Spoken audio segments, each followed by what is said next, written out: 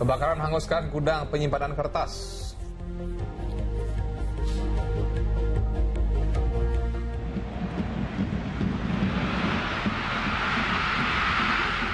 Jepang tekuk timnas Indonesia.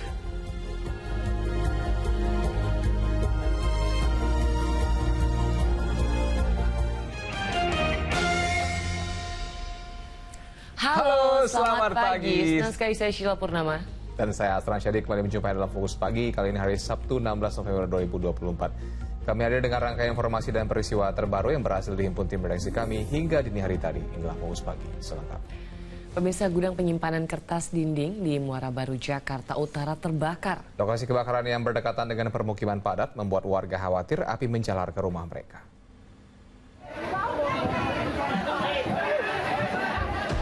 Kepanikan melanda warga tatkala sebuah gudang penyimpanan kertas dinding atau wallpaper dan bahan-bahan plastik di Muara Baru, Penjaringan, Jakarta Utara terbakar Jumat siang.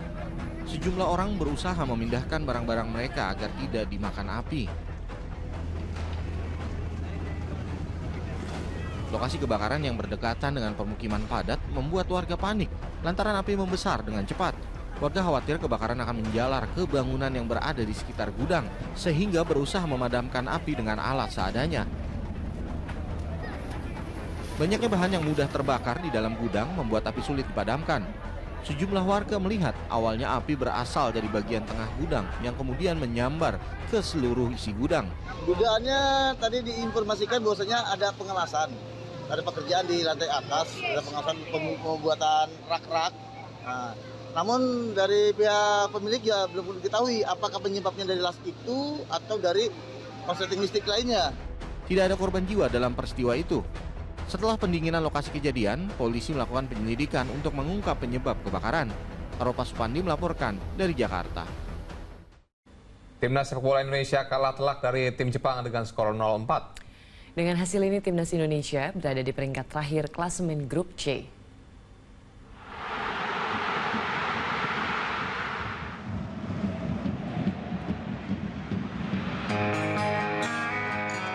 Timnas Indonesia gagal memanfaatkan posisi sebagai tuan rumah saat menjamu Jepang di putaran ketiga kualifikasi Piala Dunia 2026 zona Asia Grup C.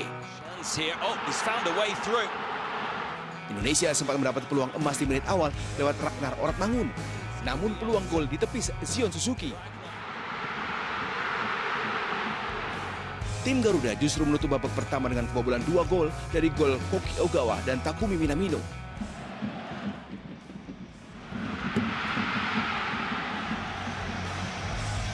Di babak kedua, tim asuhan Sintayong semakin tak berdaya.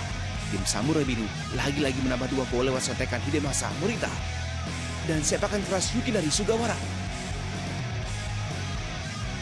Skor berakhir 0-4 untuk kemenangan Jepang, sekaligus memperkokoh posisi Samurai Biru di puncak grup C, sementara Indonesia terbenam di dasar grup. Meski kalah dari Jepang, skuad Garuda masih berpeluang dengan menyisakan 3 pertandingan kandang. Yang terdekat, timnas Indonesia akan menjamu tim Arab Saudi pada 19 November di Stadion Utama Gelora Bung Karno. Ridho Yahya, Imam Rahman melaporkan dari Jakarta. Managing Director MTEK Sutanto Hartono terpilih menjadi Ketua Dewan MMA Global Indonesia. Dengan pengalaman kepemimpinan di industri media dan digital, Sutanto diyakini mampu mendorong inovasi dan membina kolaborasi strategis untuk mengangkat lanskap pemasaran digital Indonesia.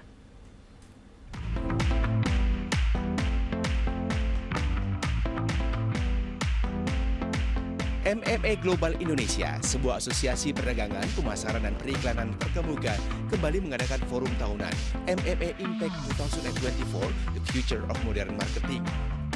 Forum dihadiri 800 perusahaan dari berbagai industri dan fokus pada kepemimpinan, inovasi, strategi, hingga rencana pemasaran yang penuh tantangan.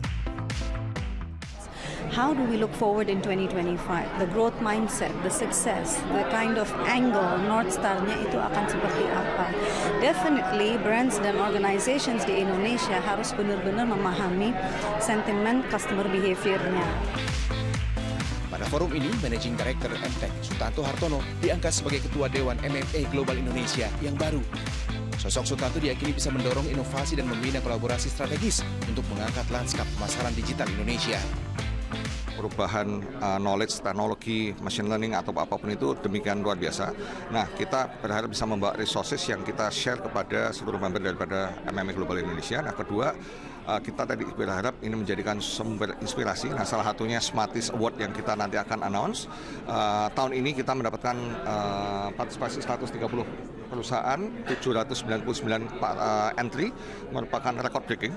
Nah, kita berharap makin lama makin banyak partisipasinya yang tentu saja akan menggugah suatu inspirasi di kalangan sesama marketeers. MMA Impact Indonesia 2024 menjadi forum tahunan yang penting bagi para pemimpin dan pakar di industri pemasaran serta periklanan untuk menggali visi masa depan industri. Agi Kurnia Sandi dan Ilham Elias melaporkan dari Jakarta.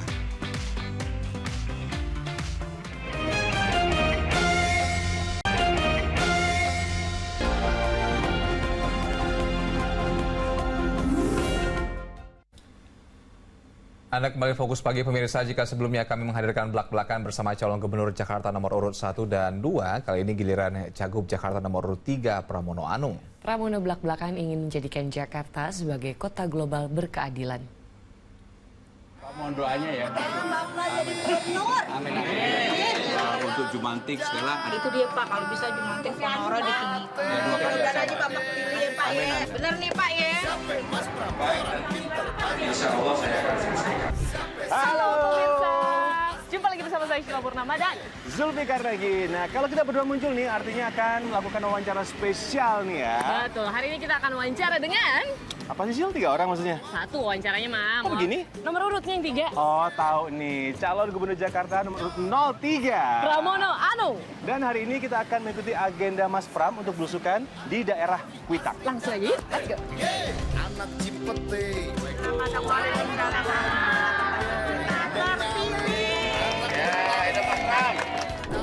Nah, apa kabarnya nih Mas Pram hari ini bisa berkunjung ke Kuitang? Masya Allah, pasti seneng banget jadwalnya di antara kepadatannya bisa nyampe sini juga nih. Jadi saya hari ini mulai acara dari jam 7 pagi. Dari berbagai titik dan sekarang sore ini di Kuitang. Saya bersyukur kalau dulu mungkin ketika jadi pejabat selama 25 tahun. Saya jadi pejabat 25 tahun. Jadi menteri 2 periode di era Pak Jokowi, pembuat kebijakan. Sekarang setelah menjadi calon gubernur ini saya begitu melihat banyak persoalan yang ada di lapangan secara langsung. Secara langsung, betul-betul. Mas Pram nih sering sekali mengatakan ingin membuat warga Jakarta tuh bahagia, aman, dan nyaman. Beberapa mungkin boleh dijelaskan implementasi Yang seperti paling apa? utama sekarang ini di Jakarta, persoalan utama adalah lapangan kerja. Lapangan kerja. Jadi itulah yang kemudian menjadi perhatian para Gen Z dan milenial karena mereka sekolah udah susah-susah, termasuk harus sekolah di luar negeri, begitu masuk kembali ke Jakarta atau kembali ke Indonesia tidak dapat lapangan kerja. Itu yang menjadi hal yang kedua adalah masalah pendidikan, yang ketiga kesehatan, dan yang keempat yang menjadi keluhan adalah transportasi, masalah polusi udara. Jadi hal-hal yang dialami sehari-hari. Jadi itulah yang kemudian menurut saya kalau saya diberikan amanah itu yang menjadi perhatian utama. Kemudian bukan yang bersifat membangun struktur yang katakanlah yang besar, tetapi menyelesaikan persoalan-persoalan dari bawah yang sekarang dialami hampir semuanya masyarakat di bawah. Menarik soal pendidikan nih tadi Mas Pram. Benar banget, banyak yang ngerasa kayak udah sekolah tinggi-tinggi tapi tetap aja susah cari kerjaan. Apalagi di Jakarta. Salah satu program yang mungkin nanti bisa dicanangkan seperti apa sih Mas? Jadi yang saya akan lakukan, yang pertama adalah di setiap kecamatan, setiap 3 bulan sekali harus ada job fair. Job fair itu adalah informasi tentang pekerjaan sekaligus pelatihan yang diberikan, dan setiap kecamatan ada namanya balai latihan kerja. Karena nggak bisa sebagai kota global kemudian tidak mempersiapkan diri untuk para pekerja yang ada, dan prosesnya harus terbuka dan transparan. Mas Pram, ini kan kalau di tagline-nya kan Jakarta menyala gitu ya. Kemudian membuat nggak ribet lagi ya. Kagak ribet itu yang gimana sih Mas Pram? Ribetnya dalam hal apa nih misalnya? Jakarta menyala itu Jakarta dengan harapan baru, colorful, warna-warni. Sebenarnya pemilihan Jakarta menyala itu betul-betul diskusi saya sama Bang Dul, yang intinya kami nggak mau lagi mengusung politik identitas, politik agama, etnisitas. Makanya kami buat dengan kata-kata Jakarta menyala, nggak mau ribet. Silahkan pilih Sidul, ame pilih Mas Pram. Untuk Anda. Waalaikumsalam. Selama ini nggak pernah dapat hibah. Ya, seperti begitu ya Pak Di ya. sini nggak ada Pak. Di sini alhamdulillah ya. Di sini sama saya ada 12 rumah yang tidak terdampak. Yang kemarin kebakaran ya? Iya, Di benar. sini tidak terdampak. Dari pemerintah cuma kasih dana 1 juta. Terdampak Per rumah? per rumah, per kakak. Kalau Terdampak Yang memberikan siapa? dari Wali kota atau Basnas. kalau Basnas. Untuk Jumantik segala ada. Nah, itu dia Pak, kalau bisa Jumantik Ponoro ditinggikan. Ya 2 kali lah ya. Oh, dan Jumantik Posyandu kalau bisa Pak. Aduh sedih deh Pak, pokoknya Posyandu deh. Gini Bu, kan RT RW kita kalikan 2. Yang untuk Posyandu Amin, Jumantik mudah-mudahan aja biasa. Bapak pilih ya Pak ya. Bener nih Pak ya. Ya Bu, ya. Ibu semua Jumantik ini. Ini Posyandu. Ya, Posyandu dong Pak, nggak ada gajinya Pak. Kan 300. Nggak ada Pak, nggak ada Pak. Insentifnya. Nggak ada, nggak ada Bapak. Nggak dapat sama sekali. Sosial kan? Sosial. Posyandu PKK juga dapat. Banyak yang pasti ternyata yang nampaknya Menitipkan juga harapan ya. menitipkan harapan juga ya. Mas Iya. juga tadi, Iya. Mas Pram terlihat terkejut juga dengarnya ya. Iya, karena saya udah keliling, jadi memang permasalahan di setiap wilayah itu bisa berbeda-beda. Bahkan di Kelapa Gading yang belakangnya itu rumah-rumah mewah, Iya. masuk ke dalam seperti ini, ada pertanyaan gimana kalau saya mau menikahkan anak. Waktu itu saya nggak bisa jawab, kemudian saya bilang sama Bang Dul, Bang, gimana kalau kita buat yang namanya balai rakyat, supaya itu kalau orang mau menikahkan anak, mau khitanan, mau bersosial budaya. Jadi komudi gitu. Bang. Jadi nanti semua kelurahan kita buatkan satu balai rakyat yang tujuannya kalau mereka mau ngawinkan anak, kemudian mau acara khitanan, Bu, apa kabar Bu? Bersosial budaya ada tempatnya. Mas Pram, ini kan katanya Mas Pram ini akan, kalau terpilih nih ya, akan menjadi seorang gubernur yang tegas, lebih tegas dari gubernur sebelumnya. Nah, tegasnya seorang Mas Pram ini seperti apa nih Mas Pram? Saya karena nggak punya beban politik, hal-hal yang sudah saya sampaikan ketika saya melakukan sosialisasi maupun kampanye, pasti saya jalankan. Termasuk misalnya contoh urusan Kampung Bayam. Ketika saya ke sana, saya pelajari, oh ini seminggu aja selesai. Dan saya pasti akan selesaikan. Dulu Mas Anies sebenarnya sudah mau menyelesaikan, hanya karena tinggal 2 minggu dia diganti, harusnya dia membuat peraturan gubernur supaya semua orang bisa masuk ke Kampung Bayam. Ternyata yang dibuat oleh wali kotanya tidak seperti yang seluruh warga yang ada. Sehingga ada permasalahan dan bertubi-tubi tidak selesai sampai hari ini. Waalaikumsalam. Bu, mohon doanya Ibu ya. Satu yang menarik perhatian juga nih, karena Jakarta macet, banyak yang menganjurkan untuk menaiki transportasi publik umum. nih, Mas Katanya itu Pram. juga mau digratisin, skemanya gimana nih? Jadi sekarang ini kan ada 15 golongan yang sudah gratis kalau naik busway, Iya. naik bus rapid transport. Nah, kalau hanya itu aja, orang yang dari luar kota, dari Tangerang, Tangerang Selatan, Bekasi, Bogor, padahal mereka kalau ke Jakarta tetap aja bawa mobil, baru kemudian naik busway. Padahal kan bisa, kenapa kemudian nggak kita sekalian aja MRT, LRT digratiskan 15 golongan, dananya ada, dan saya yakin kemudian ini akan membuat kemacetan itu berkurang, karena orang tidak perlu lagi misalnya membawa kendaraan sampai kota. Orang bisa membawa kendaraannya misalnya menitipkan di Lebak Bulus ataupun di mana aja dia naik LRT atau MRT sehingga terkoneksi dengan baik, dan itu menurut saya akan membuat Jakarta kurang kemacetannya. Yang kedua, pengeluaran masyarakat di sektor transportasi juga akan berkurang. Bu, Bu mohon doanya ya Bu. Ya, saya doain Pak, mudah-mudahan Bapak jadi gubernur. Amin, amin. Kami kan hitung APBD Jakarta itu sekitar 85-86 triliun. Kalau yang namanya Jakarta Fund itu bisa dibuat dan kemudian menjadi revenue, dan menurut saya setahun bisa sampai 3-4 triliun. Dan kalau itu bisa dibuat, maka ada pendapatan baru yang seperti itu dilakukan subsidi silang untuk kebutuhan masyarakat. Dana abadi pendidikan, kebudayaan, dan sebagainya. Sehingga nggak semata-mata Jakarta itu hanya bergantung pada pajak maupun restribusi, nggak bisa. Harus ada Prabowo. Ini luar biasa sekali ya. Udah visi misinya ini sudah kita tanyakan. Kemudian udah jelas mau program kerjanya seperti apa nih Sheila ya. Nah Mas Pram kan nanti ke depannya pasti punya banyak tantangan, apalagi harus menjadi, misalkan jika terpilih, menaungi warga Jakarta. Dan memang kompleks, Jakarta sangat kompleks. Memang itu diakui ya Mas ya. Mas berarti udah memiliki gambaran ya tantangannya seperti apa. Kalau tantangan dari kita kecil nih Mas, nih harus jawabnya cepat tapi nggak boleh mikir, boleh ya Mas ya? Boleh. Cuma beberapa aja kok Mas Pram. Mas siap ya? Oke. Yang pertama Sheila. Yang pertama, Sheila dulu. nasi pecel atau nasi goreng Mas? Nasi pecel. Cepet ya. Wah, ini yang kedua. Saya juga suka nasi pecel nih. Wong Jawa ya. Jawa Kediri. Yang kedua, pilih bersepeda atau nonton basket? Bersepeda. Walaupun dua-duanya saya hobi banget. Hobi? Saya termasuk nonton basket yang rutin. Oke, normalisasi Ciliwung atau naturalisasi? Normalisasi. Yang keempat, menteri atau gubernur? Sekarang gubernur. Ketika lebaran tahun depan, milih pulang kampung atau bersilaturahmi bareng warga Jakarta? Bersilaturahmi bareng warga Jakarta, karena dari dulu udah 25 tahun lebih saya memilih bersilaturahmi dengan warga. Luar biasa Mas Pram ini ya. Terakhir kita mau tantangan terakhir sebelum kita tutup, kita minta Mas Pram menyelesaikan pantun saya. Menyelesaikan pantun nih Mas ya. Satu kata aja. Satu kata dong nih Mas. Oke. Dibilang cakep ya. Naik kapal terbang lewat Kuitang. Belum Mas, tahan. Naik kapal terbang lewat Kuitang. Cakep. Dia melintas di atas rumah Polela. Cakep. Warga Jakarta memang harus berkembang. Cakep. Menuju Jakarta yang milih Bang Pram. Baik, luar biasa. Terima kasih Mas Pram. Terima kasih Mas Pram, luar biasa sekali. Dan itu tadi perbincangan kita bersama Mas Pram. Dan kita akan ketemu lagi dalam spesial program berikutnya. Sampai jumpa. Iya, debat pamungkas langkah lagi menuju Balai Kota. Siapakah pasangan yang akan memimpin DKI Jakarta?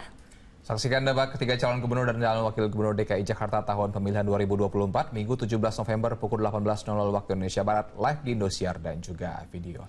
Pemirsa, masalah kehilangan gigi yang makin meluas di Indonesia membuat kepercayaan diri penderitanya menurun, terutama saat tersenyum. Ya, ini untuk itu salah satu produsen perawatan gigi tiruan meluncurkan kampanye bertajuk Balikin Senyum yang menekankan pentingnya penggunaan gigi palsu.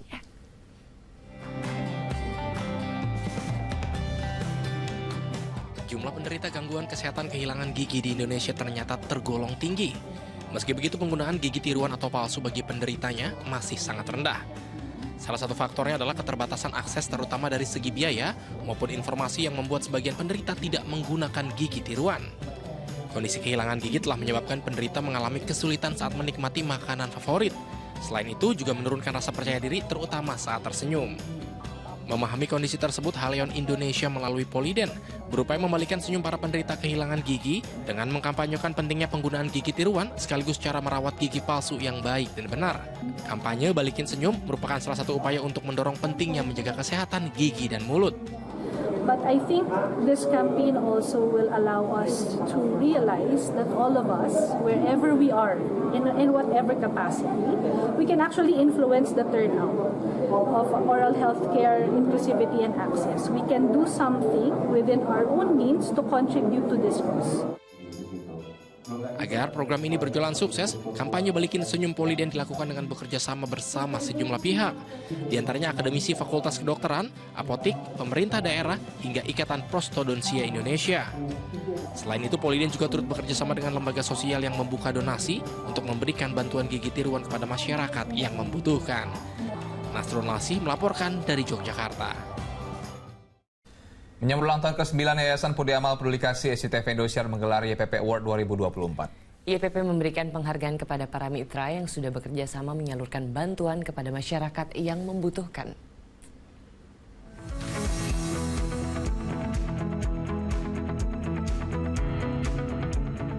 Untuk merayakan hari ulang tahun ke-9, YPP SCTV Indosiar menggelar apresiasi YPP Awards di Town Hall lantai 8 SCTV Tower, Jakarta Pusat. Acara ini menjadi ajang penghargaan kepada para mitra dan partner yang setia bekerja sama dengan YPP untuk memberikan bantuan kepada pihak yang membutuhkan. YPP Awards turut dihadiri Sutanto Hartono selaku Managing Director MTech Group sekaligus pengawas YPP. Menteri Sosial Saifullah Yusuf, serta Ketua Komisi Penyiaran Indonesia KPI Pusat Ubaidillah. Ya, yang selama ini sudah cukup lama bekerja sama dengan Kementerian Sosial. Banyak hal yang dilakukan, diantaranya mengadakan operasi katarak dan juga tentu pembangunan rumah sederhana terpadu. Setelah diseleksi ketat tim internal YPP, total ada 13 kategori penghargaan pada mitra YPP yang konsisten mendukung program-program YPP. YPP juga melakukan soft launching aplikasi donasi YPP Peduli yang akan aktif pada Januari 2025. Ini dikandung maksud yang pertama untuk memudahkan para donatur untuk berdonasi di YPP. Kemudian yang kedua adalah transparansi. Ya, yang ketiga adalah akuntabilitas. Sehingga dengan demikian maka akan terwujud trust, ya, kepercayaan dari masyarakat yang akan berdonasi kepada YPP. Selama 9 tahun, YPP sudah menyalurkan banyak bantuan seperti pengobatan umum, operasi katarak gratis, memberikan paket sembako, pembangunan jembatan asa, pembangunan gedung sekolah, dan masih banyak lagi bantuan yang tersebar di 296 kabupaten dan 37 provinsi di seluruh Indonesia. Tim Liputan melaporkan. Dan pemirsa, laporan tadi menutup Fokus Pagi hari ini. Jangan kemana-mana, sesaat lagi akan tayang Mega Series Magic 5 Season 3. Dilanjutkan FIFA World Cup 2026. CONMEBOL Qualification Uruguay versus Colombia pukul 6.30 waktu Indonesia Barat. Live, eksklusif di Indosiar dan video. Dan saya Sarah Syadi. Saya Zila Purnama pamit. Sampai jumpa.